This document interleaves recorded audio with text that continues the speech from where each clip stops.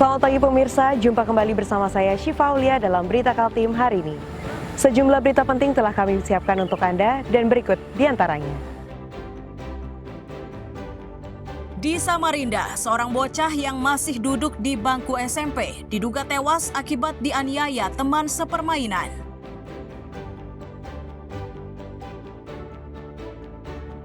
Sejumlah organisasi kemasyarakatan di Kaltim bereaksi menyusul pemangkasan dana bagi hasil oleh pemerintah pusat.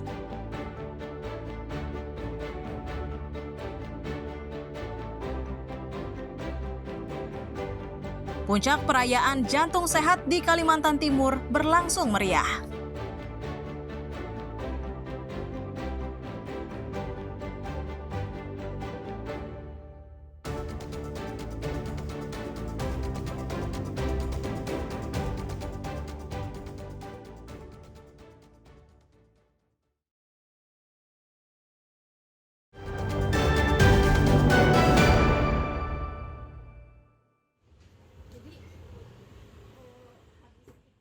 Seorang ibu di Samarinda melapor ke polisi setelah anaknya diduga dianiaya oleh temannya sendiri.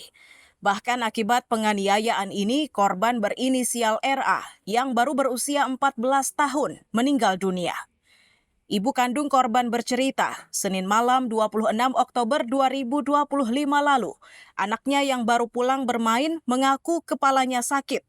Sang ibu yang tidak menduga jika anaknya baru saja dianiaya oleh temannya sendiri mencoba mengobatinya dengan memberikan obat pereda sakit kepala.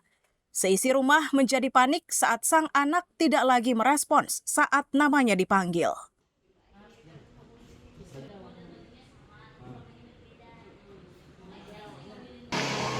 Di jam 9 malam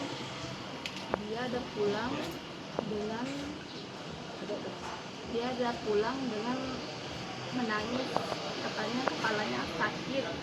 Di saat berjalannya waktu, anak saya dipanggil namanya, itu nggak ada respon. Sudah disitulah saya panik, telepon orang tua saya, keluarga saya, pas di setengah 12 malam.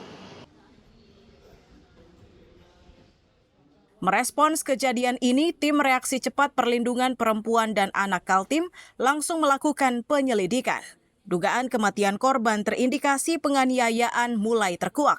Ini setelah status teman korban yang menulisnya melalui pesan di WhatsApp. Dalam statusnya, sang teman menulis kalimat, "Aku ikhlas dengan kepergianmu, tapi aku tidak ikhlas dengan cara kematianmu." Sejauh ini sampai hari ini kami masih melakukan pendampingan.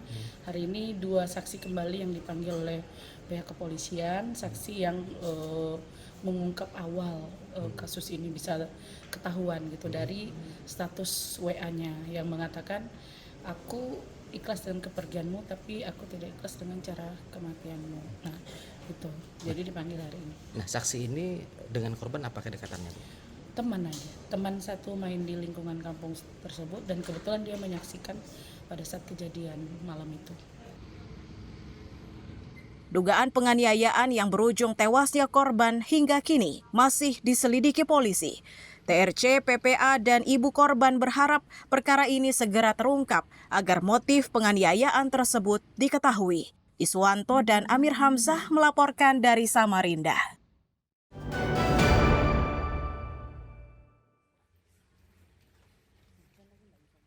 Permukiman warga di Jalan Poros Samarinda Bontang, Samarinda Utara inilah yang kini jadi langganan banjir terutama saat musim hujan. Parahnya lagi, luapan air yang disertai lumpur itu masuk dan mengendap di dalam rumah warga. Mukri, salah satu warga di kawasan tersebut, mengaku mulai tinggal di kawasan ini tahun 2012 silam.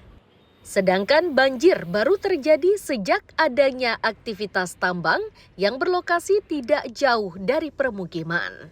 Kini dampak dari banjir itu menyebabkan rumah kontrakannya kosong. Bahkan Mukri pun harus mengungsi ke rumah anaknya yang lebih aman.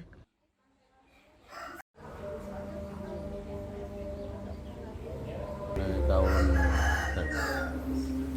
2012. 2012. Oke.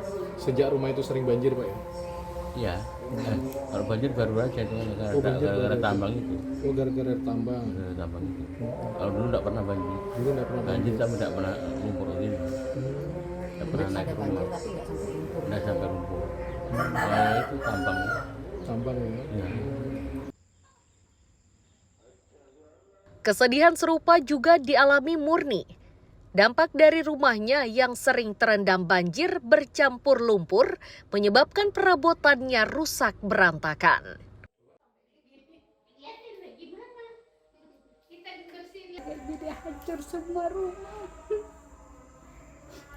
Jadi gimana aku tidak tahu sudah Pak.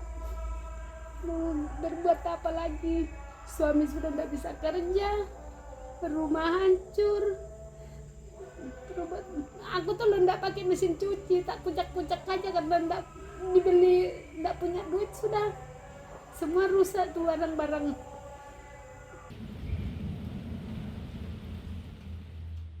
Dalam kondisi seperti ini, warga berharap pemerintah kota segera turun tangan agar persoalan banjir yang diduga limpasan dari areal tambang batubara tidak lagi menghantui warga. Iswanto dan Amir Hamzah melaporkan dari Samarinda.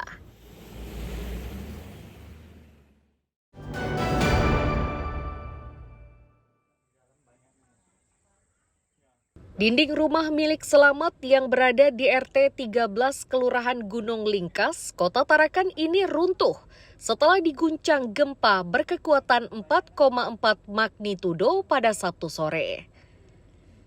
Dari catatan Ketua RT, gempa susulan itu menyebabkan 3 rumah warga rusak.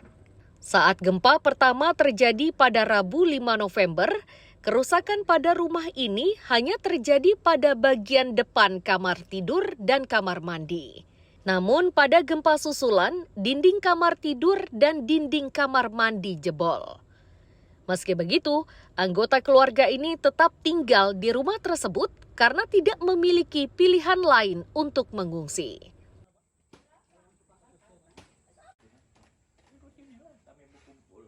Pertama retak, ini miring sudah begini. Oh memang sudah miring. Miring, Ya? retak semua rumah nih dalamnya. Kemudian Kemudian datang lagi, ya itulah sorenya tuh gempa hancur gini. Posisi Bapak lagi ngapain di situ pada saat Saya memang takut, memang sudah retak pertama kan, sudah dulu pertama itu saya memang di depannya sudah keluar, sudah asingkan ini sudah. Oh, enggak di dalam rumah. Enggak dalam lagi sudah. Ini awalnya kamar Pak ya? Nah, kamar saya pertama tidur. itulah, pertama gempa itu kan, saya di dalam kamar ini. Di RT 13 ini ada berapa Pak kemarin yang terdampak dari gempa susulan? Ada 3. Ada 3 rumah? Iya. Rumahnya siapa aja tuh Pak? Rumahnya Pak Samsir sama Pak Selamat. Iya Pak. Samsir itu Pak Selamat. Kalau Pak Selamat itu kan orang tuanya. Ya. Sama si Pak Amir sama si Ayub. Untuk membantu para korban gempa, Ketua RT mengaku telah berkoordinasi dengan berbagai pihak. Upaya tersebut dilakukan agar para korban bisa segera mendapatkan bantuan perbaikan. Mustafa dan Amir Hamzah melaporkan dari Tarakan, Kalimantan Utara.